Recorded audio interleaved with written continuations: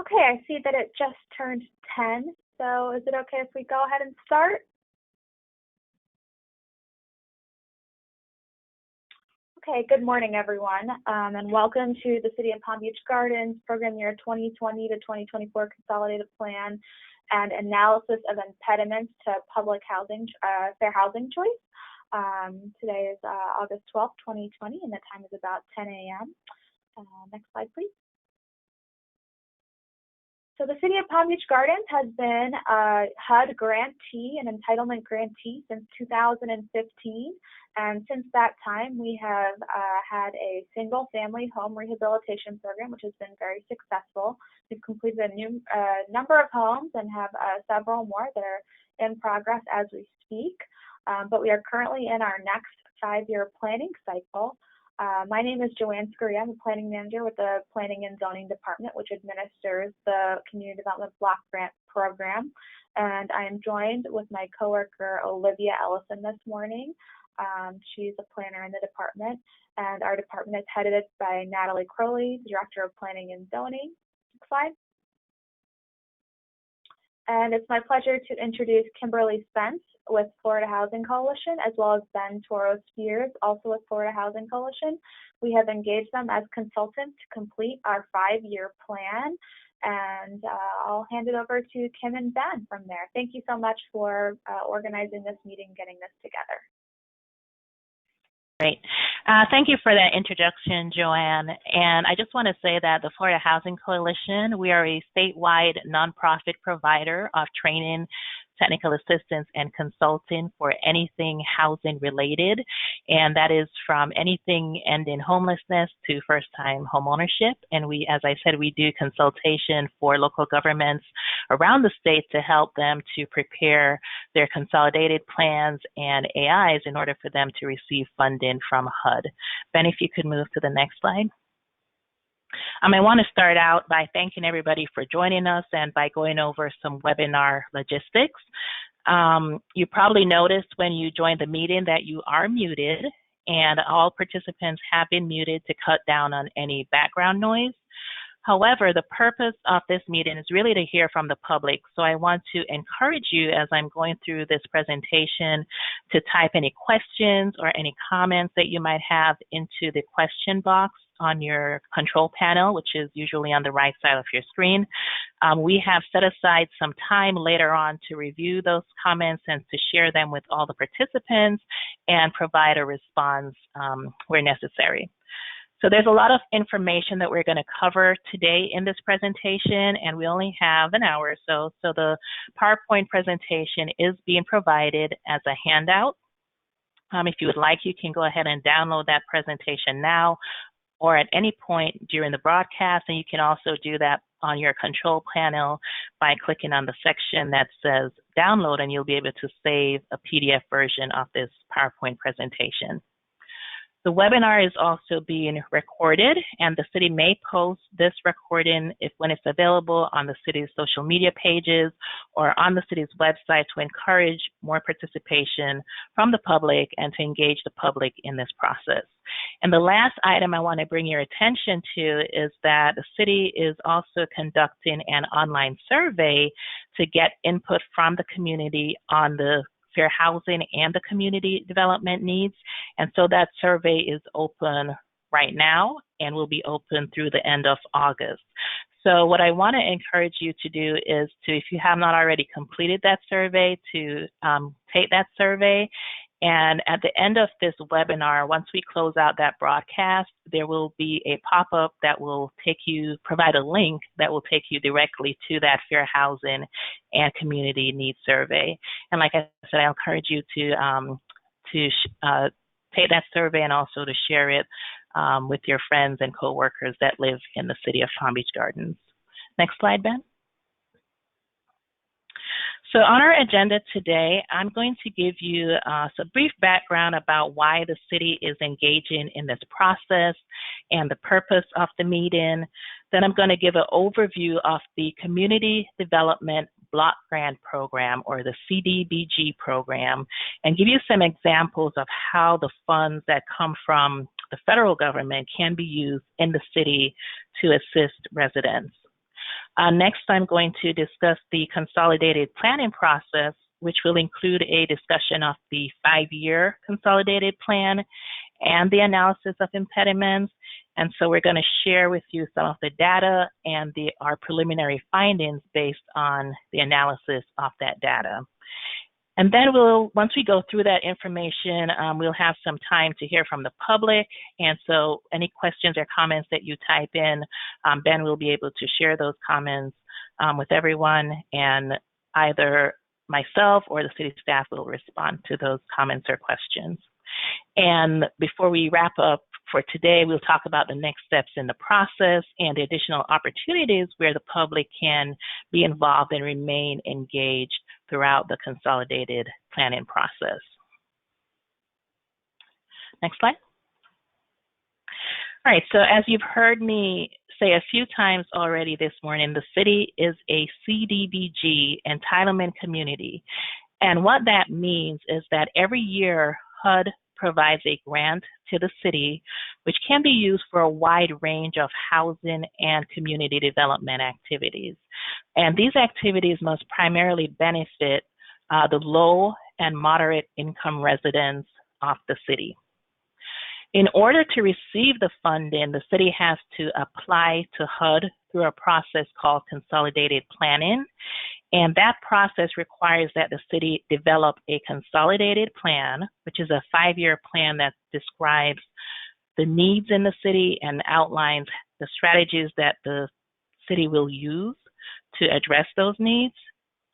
It also includes developing an annual action plan, which provides more details on the actual activities and the projects that the city is going to fund with the CDBG resource. And so the action plan will have specific projects and a budget and specific goals for each program or project that the city selects for that year.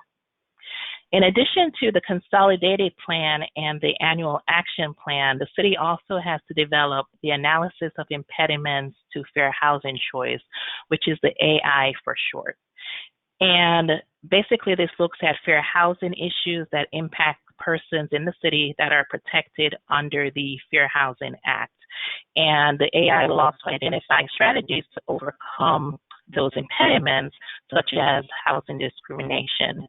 And as we go through this presentation, we're going to discuss each of these plans and some of their content.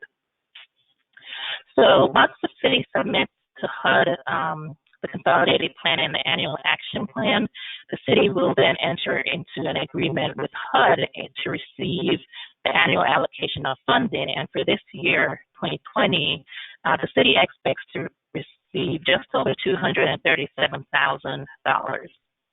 And so what this means is that over the next 5 years, that will be covered by the consolidated plan, assuming that the city receives at least the same level of funding each year. We're really talking about almost $1.2 million that we're planning for and strategizing on the best way to use those funds to have the greatest impact. So one of the things that we also always, yes? Your sound has degraded over the last couple of minutes. It is warbled. So I would suggest that you reconnect your audio input, however you're making that happen. Can you hear me better now? Way better. Thank you. Yes, that's much better. All right. Sorry about that. So where was I? So one of the things that we find in doing this type of work is that the needs of the community always outweigh the resources that are available to address them. So when the city is selecting projects, they have to prioritize the needs and determine the most feasible projects. And so the city has to think strategically to identify opportunities and ways in which they can leverage other sources of funding so that they can have the most impact. And so this brings me to the last point, which is that to understand the needs of the residents, especially the low-income residents in Palm Beach Gardens, while we're reviewing data, from various sources, it's always best to go to the actual source and hear directly from the public what you think the priority needs are in the city, And this is why we're going through this community engagement process. So Ben, if you could go to the next slide. So Community Development Block Grant, CDBG, you've heard me use this acronym a number of times now, and I want to spend some time just explaining the purpose of the program and how the funds can be used. And so CDBG is a federal program, as I mentioned, and the overall goal of the program is to develop viable communities by doing three things.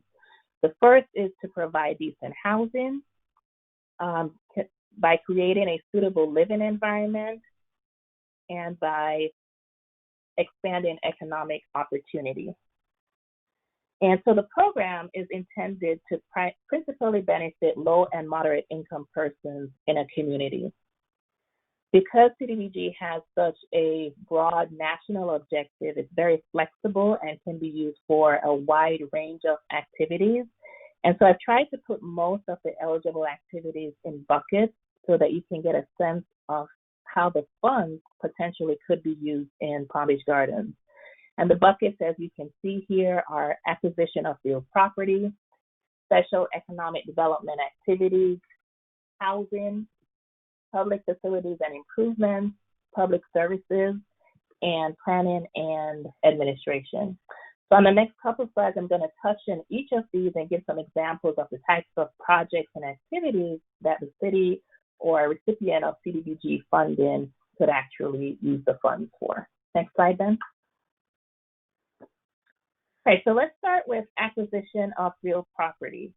Under this type of activity, a grantee, which is another term for the recipient of the CDBG funding, can use the funds to purchase property or structures. And in the example I have here, CDBG can be used to acquire vacant property, which can then be used for commercial business. But in order to meet the national objective of the program, which is to benefit low and moderate income persons, that business would then have to commit to providing permanent jobs, and at least 51% of those jobs would need to be filled by low and moderate income persons. CDBG can also be used for special economic development activities, and this can also be another type of job creation or job retention activity. In the example here, the grantee is using the funds to provide financial assistance to help start up a new business, or it can be used to purchase equipment to grow an existing business. And the way this type of assistance meets the program goal is that the business would have to be located in a neighborhood that is primarily residential, and that is also predominantly low and moderate income. So there are some areas in the city of Palm Beach Gardens that meet these criteria, and we have a map on the next slide that identifies those areas.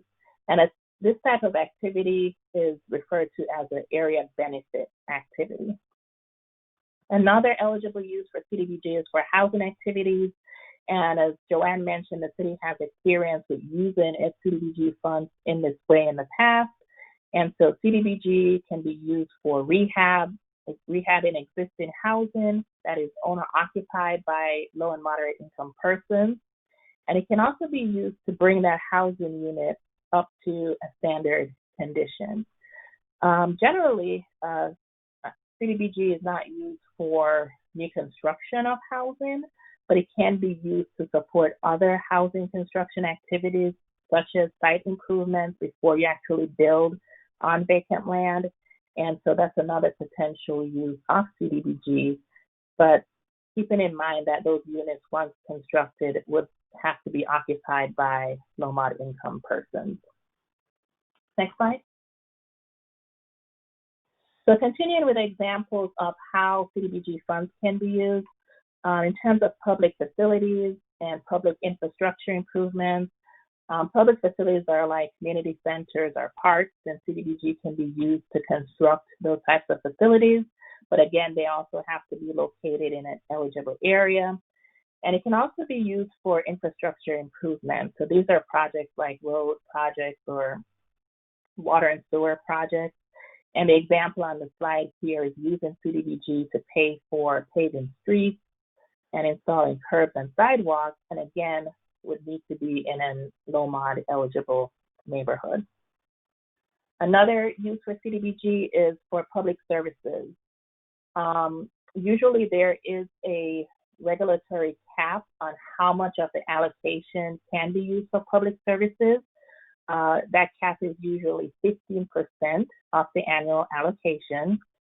However, this year, because of this pandemic that we're dealing with, the coronavirus, HUD has actually waived or suspended some of the CDBG program requirements so that the funds can be spent quickly and address the needs of the residents who may have lost their jobs or experiencing reduction in income.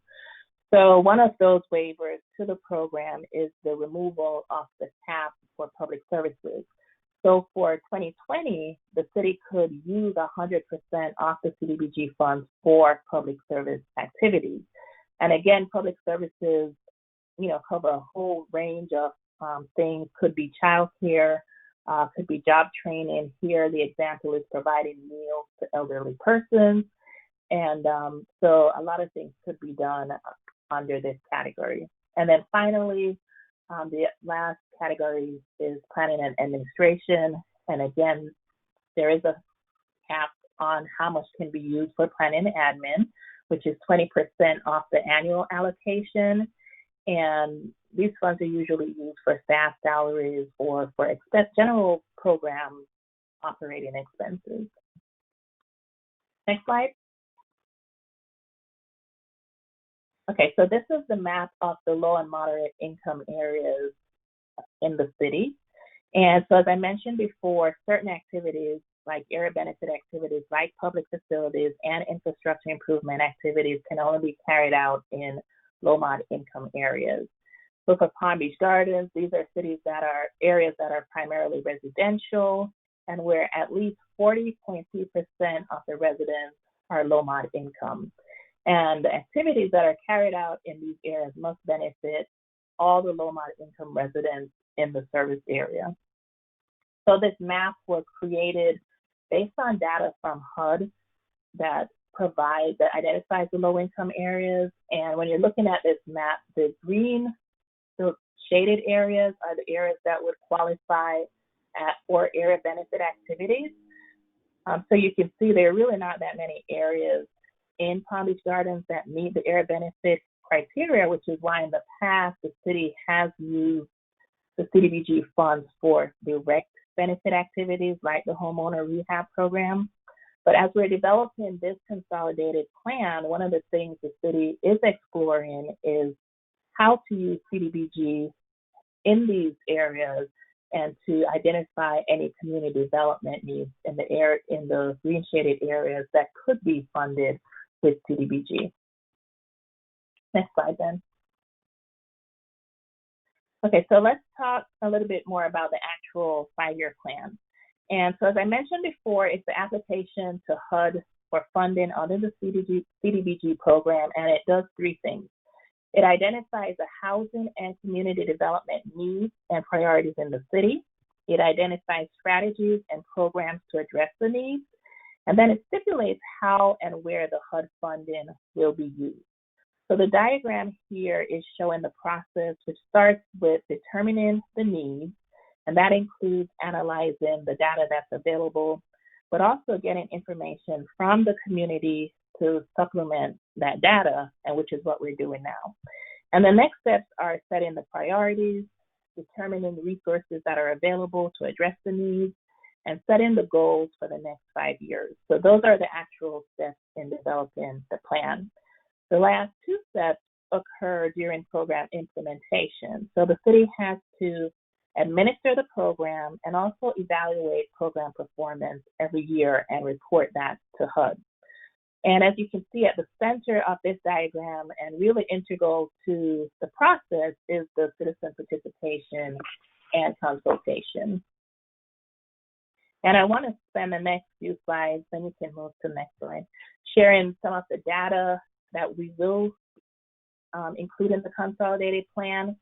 And the 2 main components of the plan are the needs assessment and the market analysis. And so the needs assessment is just what it says. It provides a picture of the needs in the city as it relates to affordable housing, homelessness, special needs housing, and also non-housing community development needs. So special needs housing is housing and facilities for persons with disabilities or for elderly persons, and then the community development needs are what we've been talking about, like public facilities and public infrastructure improvements. And then the market analysis really looks at the housing market in terms of the supply of housing and the cost of housing. And then we also, in that section, look at the availability of facilities to serve special needs populations. And then together with the needs assessment and the market analysis will help the city to identify any gaps. And then the city was then able to develop strategies and programs and identify projects to address those gaps. So on the next slide, before we get into some of the housing data from the consolidated plan, I want to set the stage by going over some of the characteristics of the city based on the data that we get from HUD and from the Census Bureau. So keep in mind as we're looking at this that the most recent data that's available from the census is from 2018, and the data that HUD provides on housing needs and housing affordability is from 2016, so it's a little bit dated. But we do try to, as we're required to include this data in the consolidated plan, but we try to use more recent data if it's available as well. So just going down the list here, the total population in the city is just over 54,000 persons or 24,000 households. The median household income is just over $80,000. In terms of low-mod income population, there are just over 7,000 low-mod income households, and that's about 30% of the total households in the city. We also look at racial composition, and we see here that 80% of the residents in the city are white, 5% are Black or African American, 10% Hispanic, and 3% Asian. And so when Ben goes over some of the AI data, we look at race and ethnicity much more closely, in more detail, and also look at racial trends in the last few years as well. And then as far as housing market, the data shows that there are 30,000 housing units. Majority are single-family detached structures. About 65% are single-family. Most of the households in the city are owners. Well, 71% are owners, 29% are renters.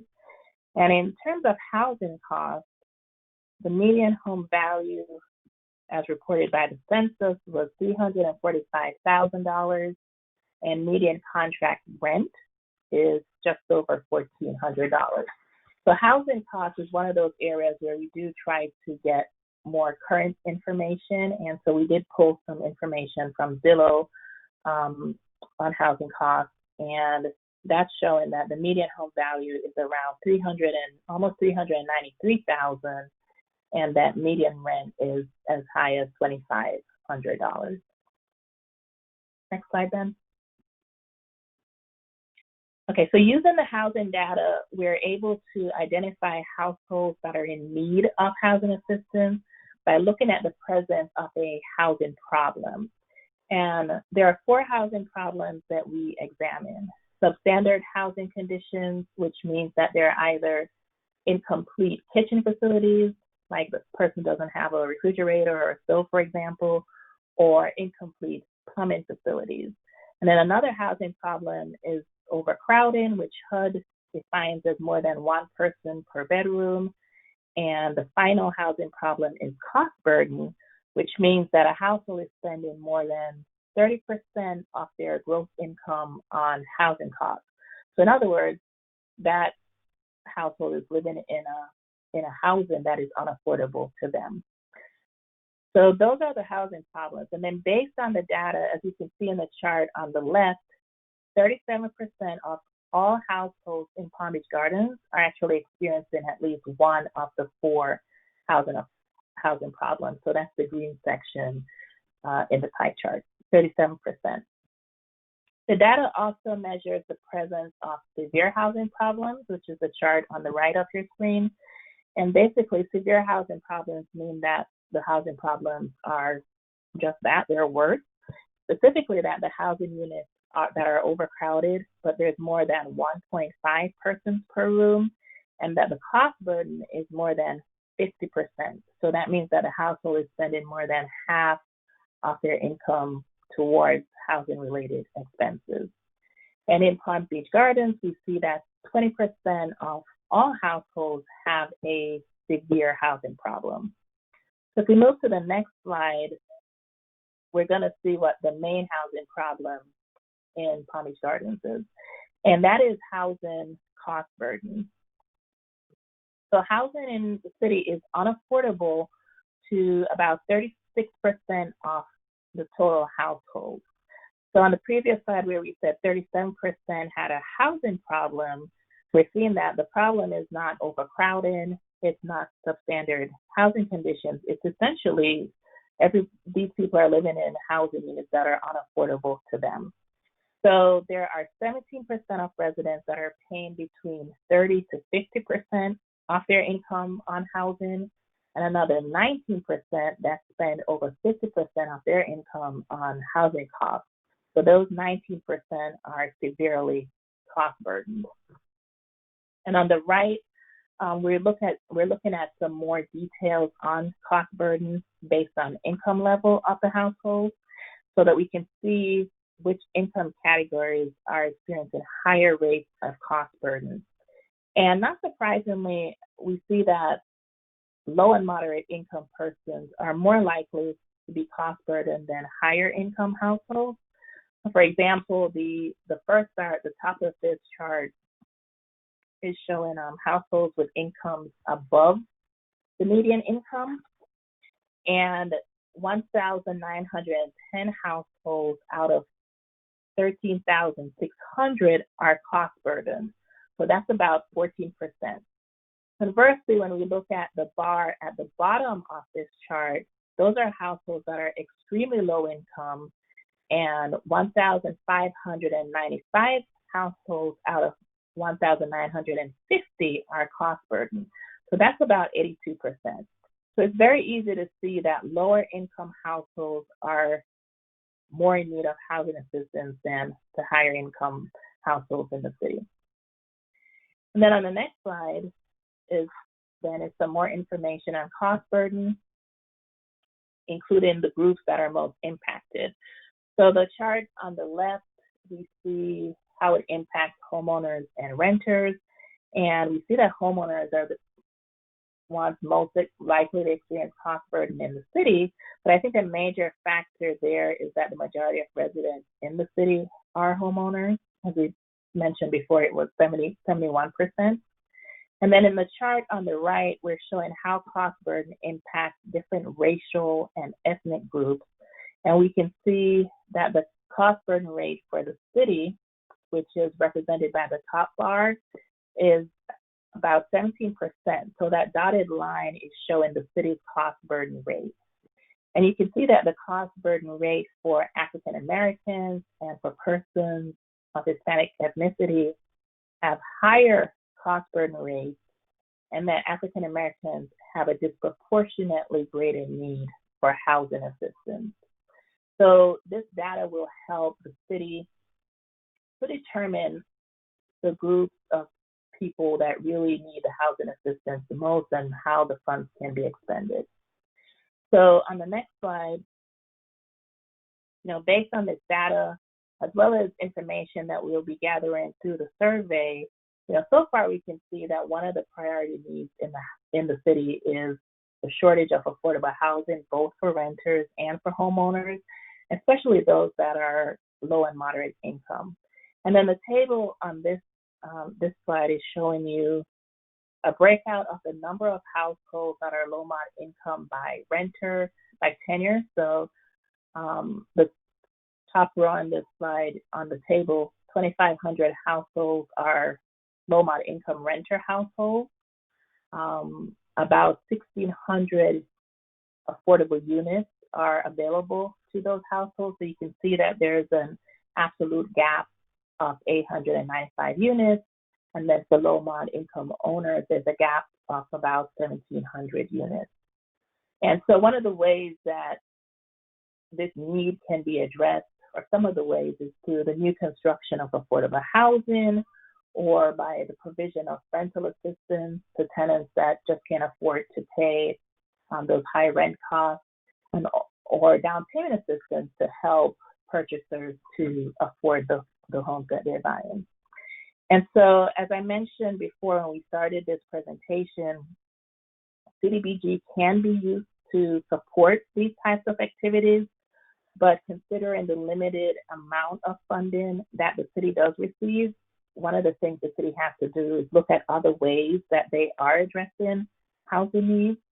And so right now, the city is actually developing a workforce housing program to work towards addressing some of the needs that we've identified here. Next slide.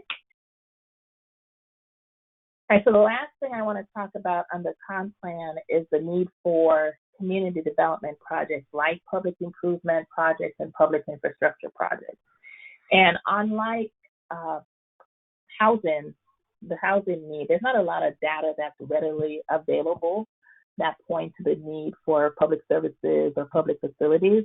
So we really rely on information from the city as well as from the community to identify these needs.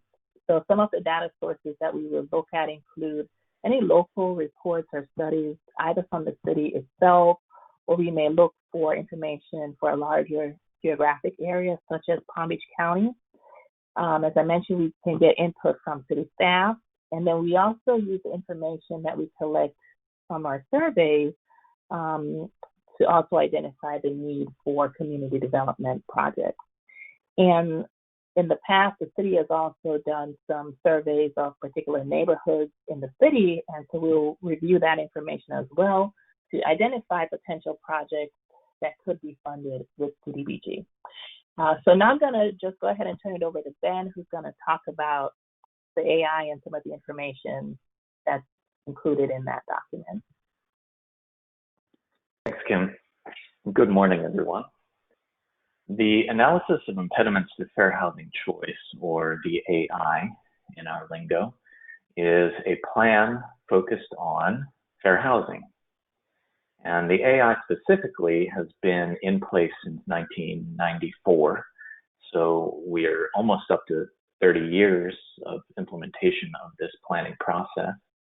It is a requirement of the U.S. Department of Housing and Urban Development for any entitlement jurisdiction, any jurisdiction that receives HUD grant funding, and in this case, CDBG. Any of those entitlement jurisdictions need to complete the AI. The AI, the objective is to review the landscape of fair housing in the community. And that involves looking at facts on the ground, reviewing public sector and private sector data sets, consulting with the public, and consolidating all of that data into a comprehensive overview of barriers to fair housing choice in the community. Ultimately, the AI identifies these impediments to fair housing choice and identifies actions to address those impediments to fair housing choice. And touching on that third bullet point, the document itself is a comprehensive overview of data. It is very systematic. It touches on all of the protected classes under the Fair Housing Act, those being persons on color, disability, familial status, national origin, race, religion, and sex, and provides an overview of data on each of those protected classes relative to the housing market, relative to demographic data, relative to public sector and private sector activities. The AI is linked to the 5-year Consolidated Plan and the Annual Action Plan. So all of these different planning documents need to be working in concert to advance the needs of the low-income community as well as the protected classes under the Fair Housing Act. little bit more detail on what the AI involves. When you open up the AI in its final form, you're going to see demographic data, again, on all of those protected classes.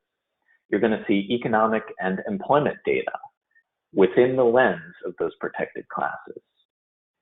You're going to see housing data within the lens of those protected classes. You're also going to see discrimination statistics. Discrimination complaints on the basis of fair housing discrimination can be submitted to a variety of agencies at the local level, at the state level, and at the federal level. So the AI will consolidate all of those complaints and give a current, as best as possible, view of fair housing discrimination based on complaint data within the jurisdiction.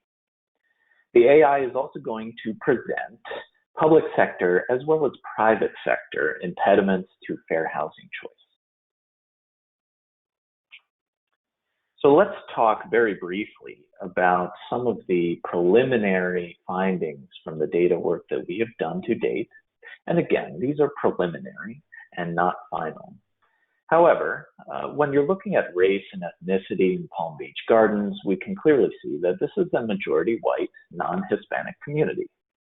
And that in Palm Beach Gardens, the diversity is actually increasing, but at a slower rate than in Palm Beach County overall.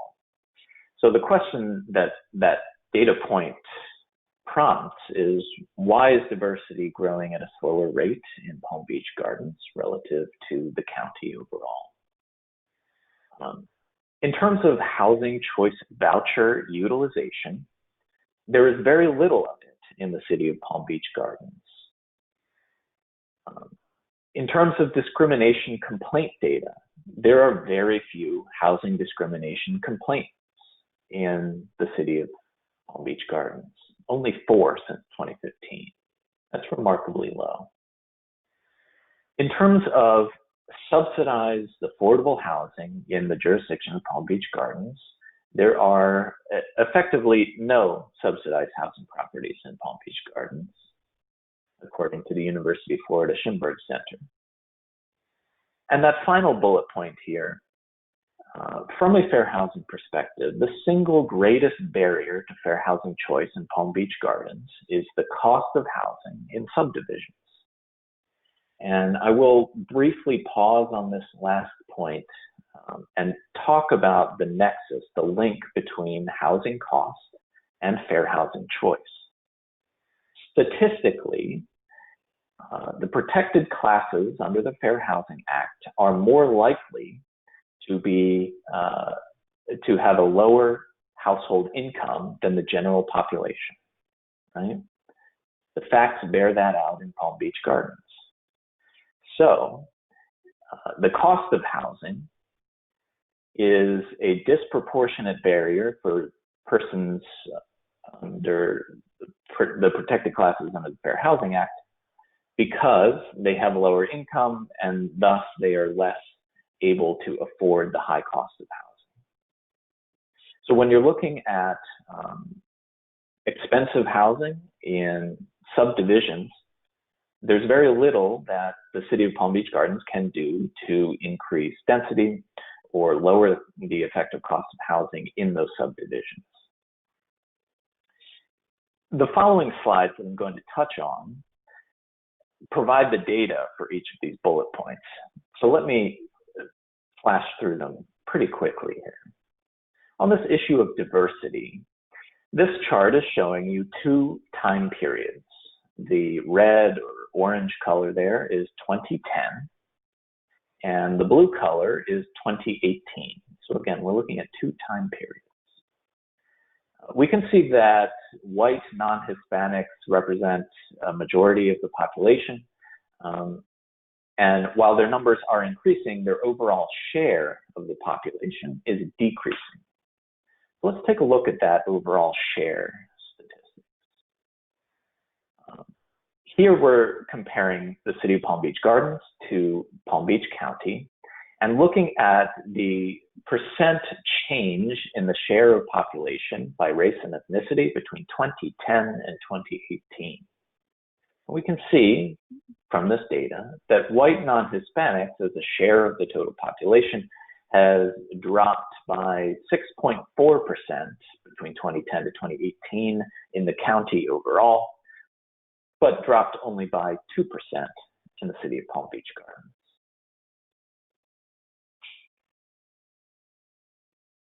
This data is looking at housing choice voucher concentration by census tract in the region. And I have labeled 3 census tracts that are actually within the jurisdiction of Palm Beach Gardens: census tract 1, 2, and 3 here. And I can tell you that the concentration of voucher utilization in these 3 census tracts is very low relative to other communities that we have worked with. And in fact, just looking at this map, you can see that there is a darker shading to the south in Riviera Beach. Those darker shades indicate that there's a higher percentage of the total housing units are being used as voucher units. So voucher utilization, very low in the city of Palm Beach Gardens. And finally, on this issue of discrimination complaints, this is an output from the state level as well as the federal level on fair housing discrimination complaints within the city of Palm Beach Gardens. 4 here are listed, 3 of them are resolved, and 1 on the basis of disability is unresolved. So I can't speak to the degree or severity of that particular case. Overall, again, I just want to stress that housing cost burden is definitely a barrier to fair housing choice for persons of the protected classes under the Fair Housing Act in the city of Palm Beach Gardens. And the degree to which homeowners associations, HOAs, are following best practices in terms of interviews, in terms of reasonable modifications under the Fair Housing Act, I think that that's a particular point that is worth investigating a little bit more. At this point, I think that we're going to turn it over to a broader question and answer session. And Kim, would you like to moderate that? Well, this is the point where we would ask our participants to type in any questions that they've had on the presentation thus far, or if they have any comments. We're really looking to answer this question you see on your screen, which is, what do you think are the most pressing housing and community development needs in Palm Beach Gardens? So I haven't seen any questions come in since we started. So I'm gonna keep going, Ben, but again, anybody that's listening in, if you wanna type in any comments or questions in the question box, you are welcome to do that. Ben, if you wanna go to the next slide. And before we wrap up today, I just wanna share that there are going to be other opportunities to participate in this process. I mentioned the Fair Housing and Community Needs Survey that the city has open at this point. This is an example of one of the questions on the survey. And we have a few questions in this same format that really ask respondents to prioritize the housing and community development needs in the city. And we ask them to rank them based on whether they're high need, low need, no need, or if they just don't know if the type of activity, if there's a need for that type of activity. And basically a high need is one that residents think should be funded with CDBG. And a low need does not necessarily mean that the activity is not important or that it's not necessary, but that the need is already being met by another source. And so if we go to the next slide, I've included some of the initial survey results that we've received. And so we see some things that are already standing out as high priorities for the residents that have participated thus far. So we see that 78% of the respondents are currently identifying public infrastructure as a high need, and public infrastructure includes streets and water and sewer projects. 64% are indicating that public service activities, and specifically activities to prevent crime, are a high need. Just over half of the respondents are saying that there's a need to construct new affordable housing, and almost about the same percentage are saying that there's a need for employment training and for rehab of blighted properties, and this would be commercial properties. That's under economic development. And then the other high priority need that we've seen in terms of homelessness is that 41% think that there's a need for rental assistance or other programs to address or to prevent homelessness. So based on the final survey results and any input that we get as we develop the plan, the city is going to use that information along with the data that we previewed today and additional data to really determine how the funds are going to be allocated. If we go to the next slide, this one is going to talk about the timeline for completion of both the consolidated plan and the AI. And so right now we're in the process of engaging with citizens and consultation with organizations and agencies in the city. And so we will be closing the survey by the end of August, but we will continue developing the plan. And then once we have a draft of the plan available, it will be posted on the city's website for public review. We expect that to be available by October 12th. In November, the plan is going to go before the City Council for adoption, and then the city will be submitting the final plan to HUD shortly after that approval. Next slide. So in terms of next steps, again, I want to emphasize that there are a number of opportunities for you and any member of the public to participate in this process. I want you to take the survey and pushing that you take the survey and also share that survey link with your friends and your neighbors or your coworkers in the city. And again, once we have a draft plan ready and we'll have a public notification process to solicit comments on the actual plan. And again, the final opportunity to comment on the plan will be at the City Council meeting in November. And next slide. All right. So unless Joanne or anyone else, Ben, if you have anything else to add, you can do that now. But I just want to thank all of you that joined us today for participating, and I hope that the information that we presented was informational and that you'll continue to be involved throughout the process. So, Joanne, you have anything to add to wrap up? Not too much to add. Thank you, Kim, for that, and Ben for that very thorough presentation. A lot of information was presented. I do want to just remind that this presentation will be available on our city website, and we will make available the video as well as on our city website. And please go ahead and take the survey, and please spread information regarding getting that survey out there. Anything else, Olivia? No, I didn't have anything else. Thank you so much, Kim, and Ben. It was a great presentation. All right, with that, I think we can conclude. All right, so once again, thanks everyone, and everyone have a great day.